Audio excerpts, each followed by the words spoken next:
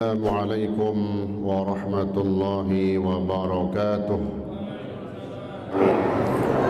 Hadirin hadirat yang dimuliakan Allah Subhanahu wa taala, sebenarnya sudah cukup tadi apa yang sudah disampaikan oleh guru kita Al-Mukarram Kiai Haji Faisal Asmawi.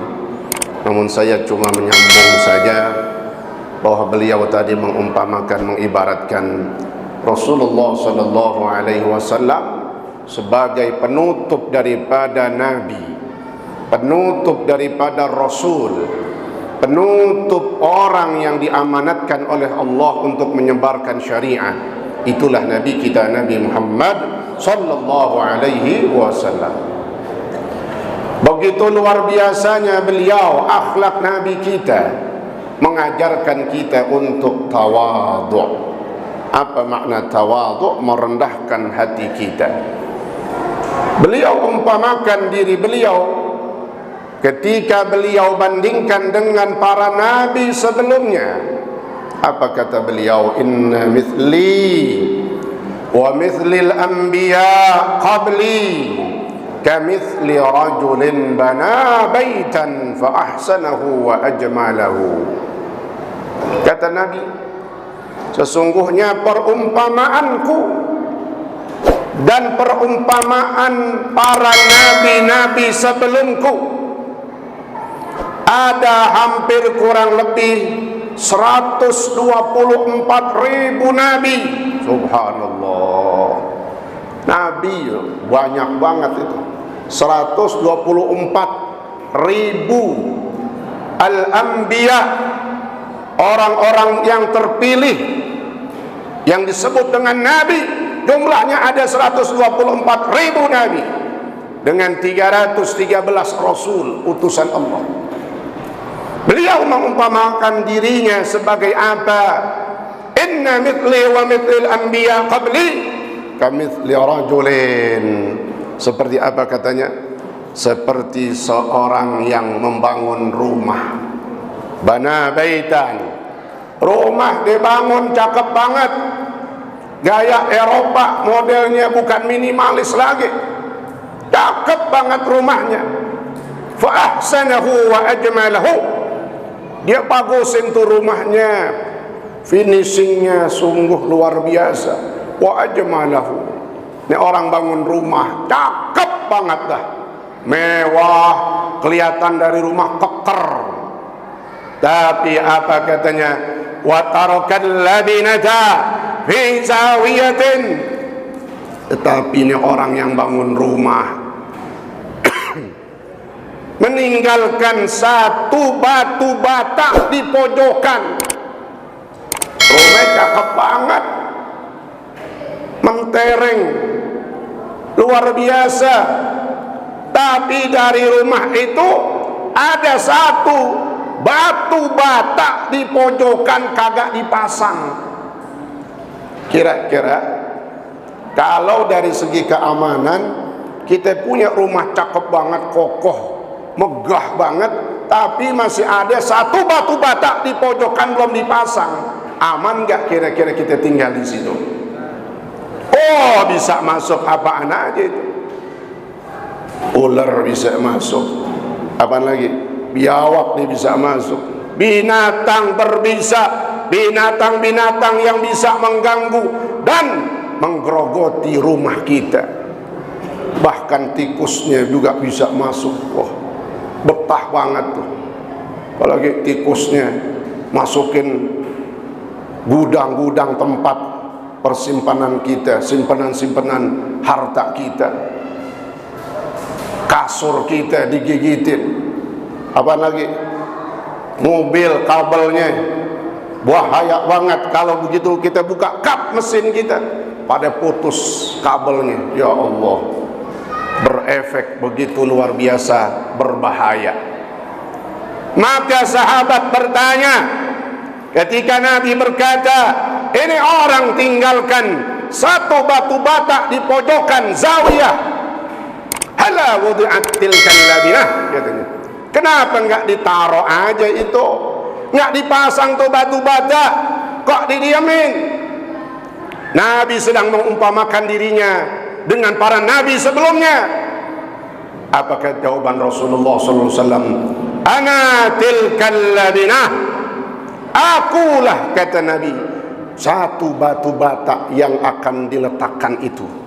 Akulah satu bata yang akan menjadi penyempurna rumah itu. Subhanallah, begitu indahnya perumpamaan beliau mengibaratkannya. Diri beliau mengibaratkan dirinya bukan pondasi, Pak. Pondasi itu kan kita kenal namanya pondasi, kekuatan rumah di situ. Tapi ingat, bukan cuma pondasi. Siapa kalau berbicara pondasi di sini? Para nabi, para rasul sebelum beliau, itulah yang menanamkan pondasi dari mulai zaman Nabi Adam, mengajak manusia bertauhid, mengajak manusia untuk menyembah Allah Subhanahu wa taala. Dari mulai zaman Nabi Adam sudah diajarkan, pondasi sudah ditanam. Tapi pondasi rumah yang megah, syariat yang sudah dibawa oleh para nabi sebelumnya belum sempurna kalau belum diutusnya nabi kita Nabi Muhammad sallallahu alaihi wasallam. Maka satu bata yang belum diletakkan itulah Rasulullah sallallahu alaihi wasallam. Ana tilkal labinah, ana khatamun nabiyyin. Akulah pemungkas akhirnya para nabi. Diletakkanlah syariat terakhir dengan diutusnya nabi kita Nabi Muhammad sallallahu alaihi wasallam, sehingga menjadi sempurnalah bangunan rumah itu. Sempurnalah syariat Islam dengan Rasulullah sallallahu alaihi wasallam. Dari mana kita bisa menyatakan dan memahami tentang itu? Allah katakan di dalam Al-Quran, wa ma arsalnaka illa rahmatan lil alamin. Tidaklah kami utus engkau wahai Nabi Muhammad, nabi terakhir, rasul terakhir, sebagai nabi dan rasul yang rahmatan lil alamin, menjadi rahmat bagi seluruh alam. Alam di sini maknanya apa? Semua segala sesuatu selain Allah disebut alam. Bukan manusianya aja. Manusia ada yang mukmin beriman, muslim, munafik, kafir, juga binatang, hewan-hewan, bahkan benda mati, semuanya mendapatkan kasih sayang Allah Subhanahu wa taala karena sebab Rasulullah sallallahu alaihi wasallam. Jadi maknanya apa? Bersyukurlah kita, bergembiralah kita sebagai orang yang ditakdirkan menjadi umat Nabi Muhammad sallallahu alaihi wasallam. Alhamdulillah. Sampai Nabi berkata, "Lau kana Musa wa Isa hayyin, walau kana Musa wa Isa hayyin." Seandainya Nabi Musa, Nabi Isa masih hidup di zamanku, kata Nabi, pasti mereka akan ikut kepadaku dan akan menjadi ingin bagian dari umatku, kata Rasulullah SAW. Nah, kita yang udah ditakdirin umatnya Rasulullah harus bersyukur dan bergembira.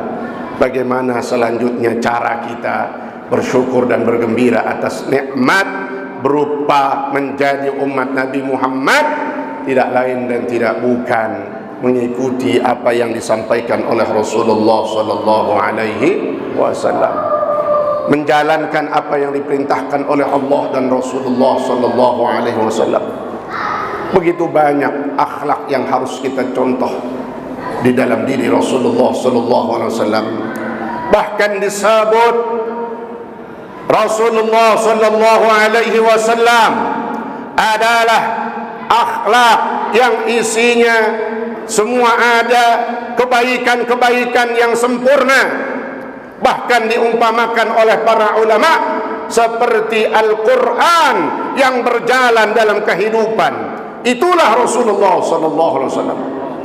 Tidak ada yang tidak kita ambil dari Nabi, kecuali semuanya pasti kita sangat mencontoh Rasulullah sallallahu alaihi wasallam.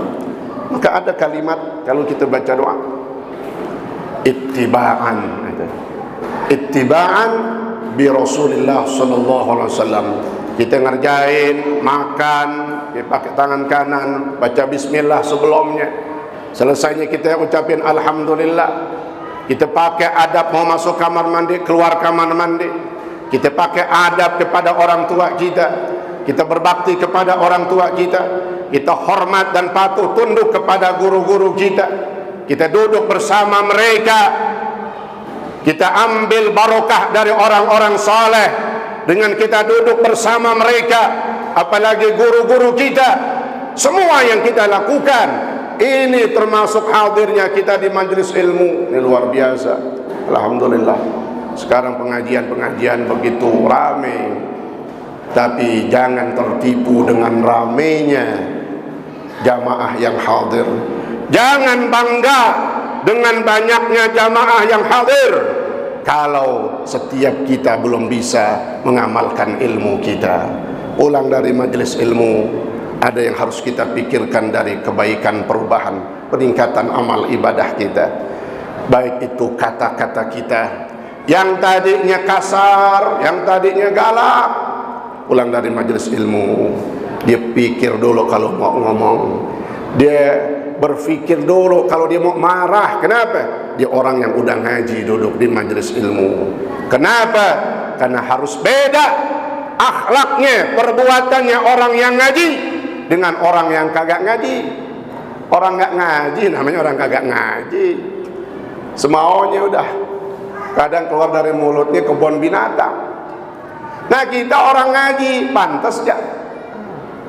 Kita orang yang duduk di majelis ilmu, langkah kaki kita harus kita tata, harus kita arahkan kaki ke tempat-tempat kebaikan.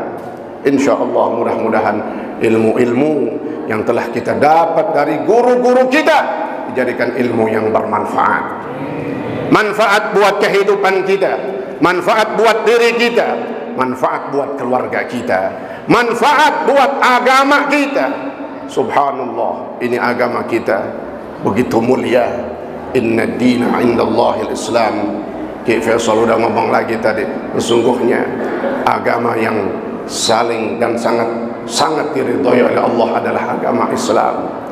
Sampai orang bersyukur dengan nikmat Islam baru dijadikan sebagai seorang muslim aja, dia bersyukur lalu dia ucapkan kalimat alhamdulillah ala ni'matil Islam wa kafa biha min ni'mah.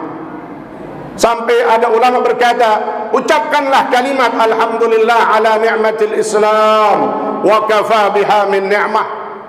Segala puji bagi Allah atas nikmat Islam yang Allah berikan kepada kita. Bersyukur. Wa kafa biha min ni'mah. Dan cukuplah nikmat berupa nikmat Islam sebagai nikmat yang luar biasa, bahkan disebutnya nikmat yang agung. Wa kafa biha min ni'mah. Sehingga diceritakan pernah ada orang ketika pergi haji, dia lagi wukuf di tanah Arafah. Ketika wukuf di Arafah, dia baca nih doa, alhamdulillah ala ni'matil Islam wa kafa biha min ni'mah. Alhamdulillah ala ni'matil Islam wa kafa biha min ni'mah. Saking bersyukurnya nih orang terhadap nikmat Islam dalam dirinya, dia sebut terus tuh, dia bersyukur kepada Allah banget. Sampai dibaca tuh kalimat ketika saat mustajab, di tempat yang mustajab, pada hari yang mustajab, 9 Dzulhijjah yang dikenal dengan hari Arafah, di tanah Arafah. Diceritakan tahun besoknya dia pergi haji lagi. Ini zaman dulu berarti pergi hajinya. Zaman sekarang gimana? Udah duit kita dipakai, ya. Itu duit tol, itu duit kita, Pak. Beneran itu. Makanya Indonesia belum bisa masuk untuk umroh karena nggak bisa deposit. Duitnya udah habis. Yang haji udah habis. Jadi ada setor tuh, satu orang jigo, kan jigo. Buka tabungan, syaratnya minimal apa? Jigo. Laki bini berapa? Gocap. Kali berapa orang itu dipakai buat tol. Apa? Tol kan bener kan ya? Bikin tuh apa tuh ruas tol. yang kereta cepat. Karena nggak izin nama kita nggak redha, hati-hati jangan naik tuh, bisa tabrakan itu. Karena dibangun dengan uang yang tidak diridhoi oleh rakyat. Itu dia pemerintah zalim. Nauzubillah. Ya. Ini kita harus benar-benar kuat di dalam akidah kita. Dengan nikmat Islam ini kita harus bersyukur. Lalu tahun besoknya orang pergi haji lagi, dia mau baca, dia lagi mau wukuf lagi di tanah Arafah. Terdengar suara, ada suara dari langit katanya, wahai hamba Allah, jangan kau sebutkan kalimat itu lagi katanya. Kenapa? Yang tahun kemarin kau baca, pahalanya sampai sekarang malaikat belum selesai mencatatnya. Subhanallah. Saking apanya itu? Ini luar biasa. Apalagi bisa kita baca dalam setiap hari, itu pahalanya maknanya luar biasa. Pahala, kenapa? Orang yang berkata itu bersyukur atas nikmat Islam, nikmat yang luar biasa, agama yang sangat diridhoi oleh Allah Subhanahu wa taala. Hadirin hadirat yang dimuliakan Allah Subhanahu wa taala. Di dalam Al-Qur'an banyak Allah Subhanahu wa taala menyebutkan tentang kemuliaan Rasulullah sallallahu alaihi wasallam. Di antaranya ayat yang saya baca di awal tadi, laqad ja'akum rasulun min anfusikum azizun 'alaihi ma 'anittum harisun 'alaikum bil mu'minina raufur rahim. Ini ayat sering kita dengar, tapi rupanya masih ada orang yang tidak bersyukur atas nikmat berupa menjadi umat Nabi Muhammad sallallahu alaihi wasallam. Allah telah utus untuk kita umat akhir zaman. Siapa? Nabi kita, Nabi Muhammad sallallahu alaihi wasallam. Laqad ja'akum rasulun min anfusikum. Sungguh telah datang kepada kalian, Allah telah utus kepada kita.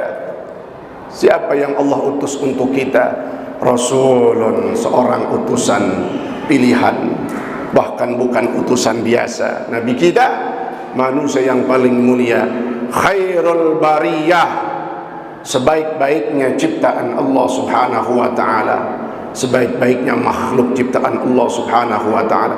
Rasul, utusan, beliau bukan sekedar utusan biasa, beliau juga manusia yang punya dzatiyah.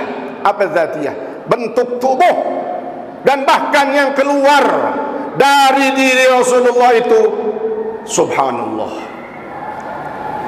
Sehingga ada syair berkata dalam syairnya, Muhammadun basyarun la kal bashari bal huwa kal yaquti bainal hajari. Menggambarkan sosok jasad Nabi, sesuatu yang keluar dari Nabi istimewa. Keringat Rasulullah SAW menjadi biang keringat, bahkan menjadi wangi siapapun yang diusap oleh Rasulullah SAW. Keringat Nabi wangi. Sampai ada sahabat perempuan ngelihat Nabi lagi tidur, ya ta'arraq, keringetan, diambil botol setetes aja nih, nggak ada, dicondet nih. Halah, bila kata ribuan itu toko minyak wangi, subhanallah, satu tetesnya ini. Bahkan pernah diceritakan ada seorang ibu datang bawa anaknya ke hadapan Rasulullah SAW. Ya Rasulullah, ini saya punya anak sakit kulit, mungkin gudikan kali. Gudik apa budug itu. Tolong ya Allah, sembuhkanlah dia. Nabi ambil sorbannya, Nabi tutupin tuh. Sebentar, nggak lama Nabi angkat. Begitu diangkat, bersih kulitnya, nggak pernah, bahkan saya sama seperti nggak pernah sakit sedikit pun, bersih mulus kulitnya. Bukan mulus doang, wangi nih orang. Baru kena sorban Nabi doang, wangi nih orang. Bahkan diceritakan ini orang bininya bisa sampai banyak banget. Kenapa? Wah, makanya itu kuncinya kalau mau dapat janda. Jangan asem jadi orang. Pakai minyak wangi yang banyak. Lewat no depan ibu-ibu, paling nengok. Ganjen banget aki-aki. Itu paling. Ada kerupuk kulit masih wangi banget. Ngikutin Rasulullah SAW pakai minyak wangi. Maka orang lagi pakai minyak wangi disuruh membaca salawat kepada Rasulullah SAW, karena ada manusia yang paling wangi dari minyak wangi ini, itulah Nabi Muhammad SAW. Itu minyak wangi itu dia baca salawat, ingat Rasulullah SAW. Tuh dahsyatnya, zatiyah bentuknya, tubuhnya, jasadnya Rasulullah SAW. Banyak dah kalau disebutin, ya bisa nggak kelar nih. Kayak orang ngaji, atu-atu disebutin banyak banget. Yang terpenting pulang dari majelis maulid ini, ada yang harus kita tingkatkan dari iman dan keyakinan kita. Iman kita kepada Allah, iman kita kepada Rasulullah, iman kita kepada rukun-rukun iman. Semuanya harus kita mantapkan. Jangan kita terpengaruh dengan orang-orang yang memang jelas membenci Islam. Maka jangan temenin yang begitu, jauhin mereka. Kita udah belajar kemarin di sini bab tentang as-suhbah, berkawan. Bahayanya berkawan dengan orang yang alirannya nggak sepaham dengan kita, bisa ketularan kita. Jauhkan mereka. Pulang dari sini, ada yang kita tingkatkan dari amalan kita. Kalau tadi keyakinan iman kita, amalan kita ada yang kita tingkatin. Minimal yang sering kita kerjain. Nggak usah jauh-jauh. Yang sering kita kerjain harian kita. Sudahkah kita mengikuti Rasulullah SAW? Sampai termasuk adab mau masuk kamar mandi. Nabi ngajarin mau masuk kamar mandi. Ini kan tiap hari kita. Kalau nggak makan, kalau nyar makan, kenyang, kelar, masuk kamar mandi mules, makan lagi. Pakai adab Rasulullah SAW. Jangan remeh, nggak usah tinggi-tinggi. Masuk kamar mandi, sebelumnya kita baca doa, Allahumma inni a'udzubika minal khubuthi wal khaba'ith. Baca gak? Kira-kira udah dibaca belum? Selama ini bilang udah, bilangnya udah. Masuk kaki apa? Kanan, kiri. Ikutin Nabi, itu aja tujuannya. Ikutin Nabi. Di dalam jangan lame-lame. Ya, keluar pakai kaki apa? Kanan. Nabi ngajarin gitu, kaki adabnya itu ikut Rasulullah. Di luar selesai baca doa, ghufranaka ghufranaka ghufranaka, ay atlubu ghufranak. Ya Allah, aku mohon ampunanmu, aku mohon ampunanmu, aku mohon ampunanmu, karena kita baru masuk tempat yang melalaikan kita dari Allah. Alhamdulillahilladzi azhaba 'anil adza wa 'afani. Kita baca doa habis itu. Segala puji bagi Allah yang telah azhaba, menghilangkan dari tubuhku sesuatu yang bisa menyakitiku. Kotoran-kotoran keluar semua. Kita bersyukur, alhamdulillah. Nggak perlu pakai bawa ke dokter, kenapa? Lancar semuanya. Wa'afani, dan Allah memberikan afiah, kesehatan kepadaku di antaranya. Ini kan rutin tuh. Perhatian dari itu aja udah, nggak usah jauh-jauh. Sampai Al-Habib Husain bin Tahir, beliau berkata, seorang wali min awliyaillah, kekasihnya Allah di zamannya di Hadramaut. Beliau berkata, apa katanya? Seandainya seseorang melazimkan, membiasakan adab masuk kamar mandi, keluar kamar mandi dengan adabnya Rasulullah sallallahu alaihi wasallam, pasti akan nampak nurnya Rasulullah sallallahu alaihi wasallam di dalam hatinya. Apa maknanya? Orang itu akan senantiasa diarahkan oleh Nabi dalam setiap perbuatannya, sehingga bawaannya ibadah aja, bawaannya ngaji aja, bawaannya sedekah aja, bawaannya silaturahim, bawaannya ingin duduk bersama guru-gurunya, para ulama, orang-orang soleh, dan kebaikan-kebaikan yang lainnya. Kenapa? Ada sunnah yang diikutin dari sunnah manusia yang mulia, Nabi Muhammad sallallahu alaihi wasallam. Insyaallah mudah-mudahan bermanfaat. Kita bisa amalkan yang terkecil ini, kita bisa lazimkan, mudah-mudahan menjadi ilmu yang bermanfaat. Amin ya rabbal alamin. Wal afu minkum, wassalamu alaikum warahmatullahi wabarakatuh.